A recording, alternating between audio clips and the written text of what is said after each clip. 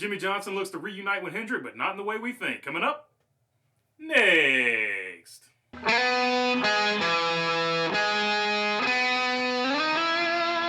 What is going on, everybody? Hope you are doing good today. All right, Jimmie Johnson has come out and said he is looking for a Hendrick reunion, but it is not on the Cup side. It is actually going to be on the Garage 56 side for LeMans. Let's take a look at the article from the Heavy.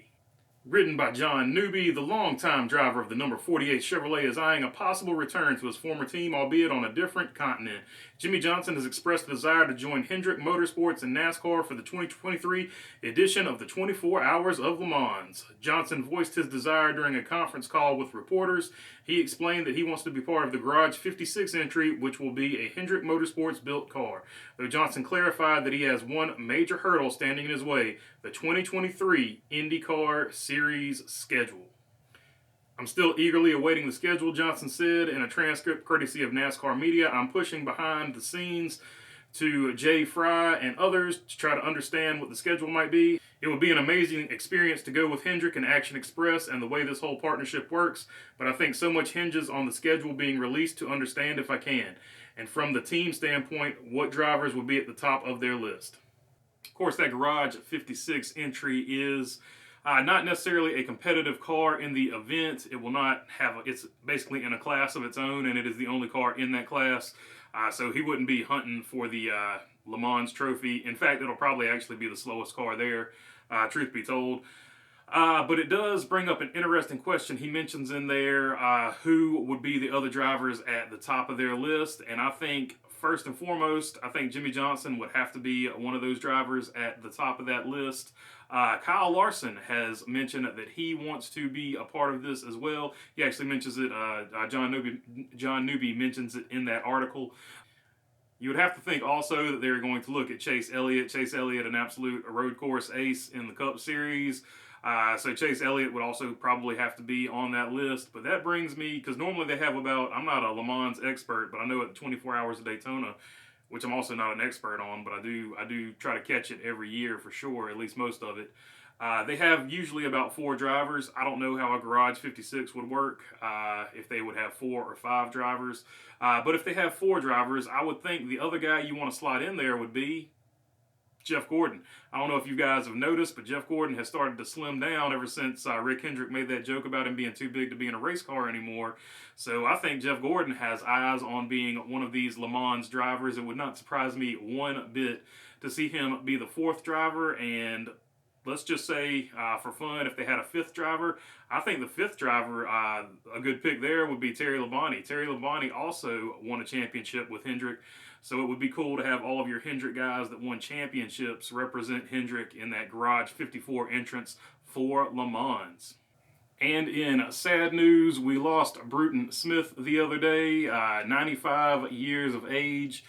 He left us a Korean War veteran. He was a paratrooper, and then he became a race promoter. Several people have tweeted and said things. Let's look at this tweet from Dale Jr. Bruton's contribution to stock car racing is hard to measure. His ambitious vision created growth and opportunities that I am forever thankful for. My heart is with the Smith family. Not a lot of people know this, but a lot of the things that are currently we take for granted in NASCAR were sort of at least directly related to Bruton Smith and his sidekick Humpy Wheeler. Bruton Smith was the guy who brought on Humpy Wheeler, so those guys' legacy will be forever intertwined. From lights for TV, they were the ones that came up with the lights for TV. They didn't necessarily come up with the All-Star race, but they made the All-Star race a spectacle, an event you wanted to see when they put it under the lights. So that is a big thing. Big Haas, all these big, huge jumbotrons you see at the racetrack, that was all him. SMI, the company itself, founded by him. Speedway Children's Charities, also a Bruton Smith idea.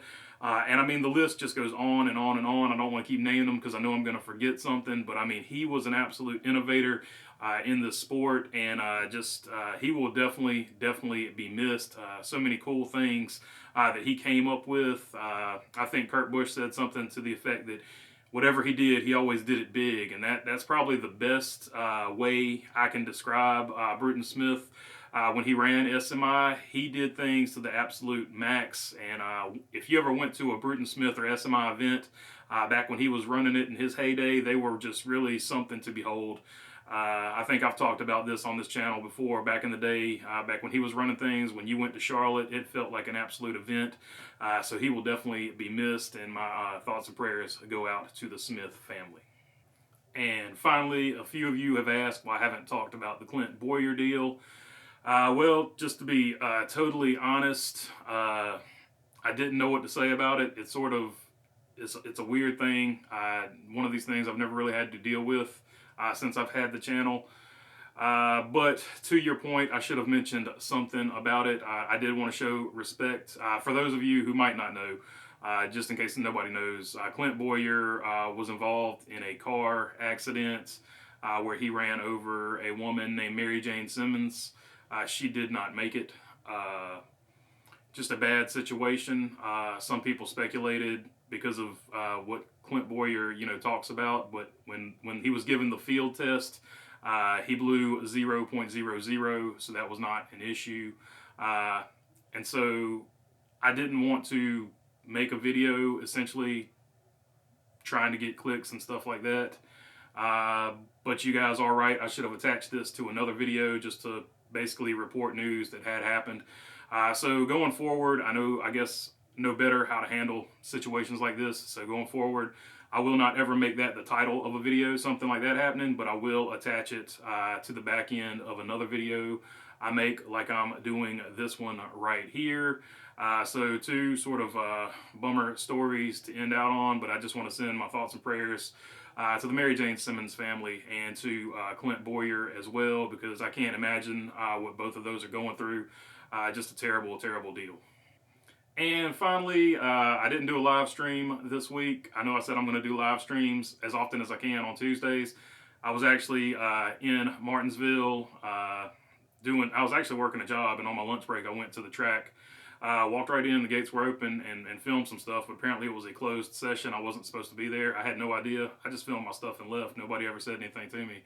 But so that's why I didn't do the live stream this Tuesday, and so it is what it is. I'll try to get these live streams going every Tuesday, or as many Tuesdays as I can. But occasionally I am out of town, and that was the case on this one. So I do apologize for not doing a live stream this Tuesday. But next Tuesday, we will get another one going. All right, that is all I've got for you. If you made it this far, feel free to subscribe down below. If you got a comment, question, or you want to talk about anything, leave it down in the comment section. I try to get to as many as possible. And other than that, thanks for your time. Peace.